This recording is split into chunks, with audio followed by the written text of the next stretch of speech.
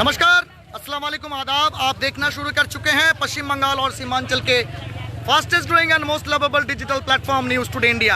आप सभी को बता दें कि आग के लपट में कह सकते हैं 10 से 15 अभी तक जो ब्यौरा आ रहा है, घर पोठिया प्रखंड के डोंगरा गांव का बर्बाद हो चुका है, ध्वस्त हो चुका है। और इस खबर का, इस सनसनीखेज खबर, दर्दनाक खबर को फैलते ही इलाके के जनप्रतिनिधियां और कह सकते हैं सामाजिक कार्यकर्ता, पॉलिटिकल कार्यकर्ता यहां आ पहुंचे हैं। इस वक्त एडवोकेट शम्स आगाज, जो कि क्या नाम है आपका, MIM का युवा जिला अध्यक्ष है, वो इस वक्त आ चुके हैं और उनसे बात करने की कोशिश करेंगे। शम्स भाई, सबसे बड़ी बात है कि बहुत बड़ा दुखद हादसा है। जैसा सुना गया कि आज तकरीबन 12 बजे का घटना है और यहाँ आग जाने में 10-15 घरें बर्बाद हो गई। जानी तौर पर कोई नुकसान ही नहीं हुआ, लेकिन माली तौर पर लोग बर्बाद हो गए।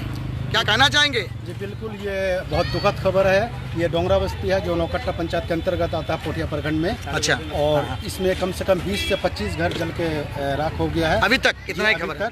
और देखिए, इसमें जो सबसे ज़्यादा जो एक तो गलती लोग करते हैं वो अलग चीज़ है, लेकिन सबसे ज़्यादा अगर इसके लिए हम जिम्मेदार मानेंगे तो सीधे तौर पर सरकार को, किशनगंज जिला प्रशासन को, पोठिया प्रखंड प्रशासन को मानेंगे। क्योंकि इससे क्यों ऐसा लग रहा है कि प्रशासन जिम्मेदार है? प्रशासन इसलिए जिम्मेदार है क्योंकि ये ब्लॉक से बहुत कम दूरी पे है। अच्छा। और यहाँ का जो फायर कितना दूरी है यहाँ से ब्लॉक का? तो 2.5 किलोमीटर है। और यहाँ का फायर ब्रिगेड का कैपेसिटी, वाटर टैंक का कैपेसिटी इतना कम है कि 400 से 500 लीटर का है। और जब इस तरह का मास आग लगता है, इस तरह का बड़ी तादाद में आग लगता है, तो वो जो वाटर टैंक है उससे जब आग बुझाया जाता है, पानी बार बार खत्म हो जाता है। तो आज भी ऐसा घटना हुआ? आज भी ऐसा हुआ है। और एक तो आधा घंटा 1 घंटा लग गया आने में, उसके बाद भी इतना कम कैपेसिटी है पानी का कि ये काफ़ी नहीं है। एक दुकान जलेगा, एक घर जलेगा तो उसके लिए काफ़ी नहीं है। तो ये तो 20-25 घर जल गया है। और यहाँ का हम प्रशासन को दोषी इसलिए भी मानेंगे क्योंकि इस बारे में हमने जब चना मना हम घूमने गए थे, वहाँ के लोगों ने बताया फायर ब्रिगेड है उसमें कम से कम 2000 लीटर का टैंक कैपेसिटी कीजिए, क्योंकि ये ही काफ़ी होगा बुझाने के लिए। लेकिन उन्होंने इस बारे में उस वक्त आश्वासन दिया कि ठीक है, हम DM साहब से बात करेंगे और इस चीज़ का हल निकाला जाएगा। लेकिन अब तक कोई हल नहीं निकला है। रोज़ घर जल रहे हैं, रोज़ इस तरह का नुकसान हो रहा है और इसके सीधे तौर पे यहाँ का प्रशासन जिम्मेदार है। नहीं, शम्स भाई, एक सवाल पूछेंगे। ब्यौरे के मार्फत हमारे न्यूज़ टुडे इंडिया में जैसा खबर आया कि जिस वक्त यहाँ आपका डोंगरा, ये आपका नौकट्टा पंचायत के अंदर में इस गाँव में आग लगी, उसी वक्त तैयबपुर इलाके में या छिछियोवर इलाके में भी एक ही तरह का वारदात या हादसा आया है। तो एक जगह में, 2 जगह में, 3 जगह में अगर फागुन के इस महीना में इस तरह का वारदात होते रहे तो एक फायर ब्रिगेड का गाड़ी से कैसे काम चलेगा? क्या समझते हैं आप? देखिए, इस तरह का चीज़ों से निपटने के लिए सरकार को तैयार रहना चाहिए। जिस तरह से कोई मान लीजिए नीतीश कुमार यहाँ आने वाले हैं, यहाँ का रोड ठीक कर दिया गया, यहाँ का लाइट ठीक कर दिया गया, इस तरह का चीज़ें कह रहा हूँ कि जहाँ भी नीतीश कुमार जी आने वाले थे वहाँ का हर चीज़ ठीक कर दिया गया है, क्योंकि वो आ रहे थे। तो इसी तरह कोई हादसा, कोई आपदा आने वाला होता है तो उसके लिए प्रशासन को चाहिए कि पहले से तैयार रखा जाए। हर चीज़ पहले से। आप वहाँ स्थापना दिवस करते हैं, आप करोड़ रुपया उड़ाते हैं जिला में, आप इस चीज़ के लिए आप कितना गाड़ी खरीद लेते हो?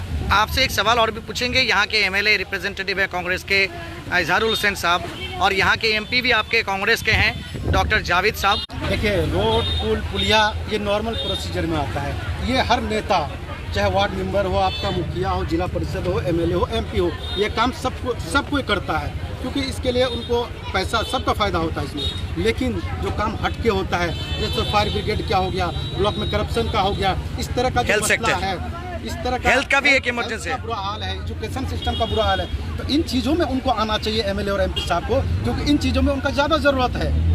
तो ये सब चीज़ के लिए वो भी जिम्मेदार है। क्या गुहार लगाना चाहेंगे अपने बिहार सरकार? गुहार लगाते हैं यहाँ का प्रशासन से, खास करके DM साहब से, कि मैं आपसे पहले भी कई बार मिल चुका हूँ इन मसलों को लेके, आप इन चीज़ों पे ध्यान दीजिए, वरना हम यहाँ के लोगों के साथ एक विशाल धरना प्रदर्शन करेंगे। क्या नाम है आपका, किस पोस्ट पे? शम्स आगाज, युवा जिला अध्यक्ष MIM किशनगंज, और तसीरुद्दीन साहब का बेटा हूँ। बहुत बहुत शुक्रिया। आप सभी को बता दें, इस इलाके के चेयरमैन साहब से परिचित तसीर हुसैन साहब के बेटे शम्स आगाज जिस तरह से बात की है, सबसे बड़ी बात है कि कोई भी संसाधन, चाहे वो emergency, fire and emergency service हो, या हेल्थ सेक्टर हो, या फिर एजुकेशन सेक्टर हो, उसके लिए तैयारियां पहले से करनी चाहिए। जैसा कि हमारे पास ब्यौरा है कि पोठिया प्रखंड के अंतर्गत 22 अंचलें या 22 ग्राम पंचायत हैं और आबादी भी काफ़ी ज़्यादा है। और कह सकते हैं कि यहाँ के जो डेमोग्राफिक सिचुएशन है, यहाँ अभी भी कह सकते हैं 30 से लेकर के 40% घर जो है वो कच्चा घरें हैं। और इस तरह के आग जाने का घटना कभी भी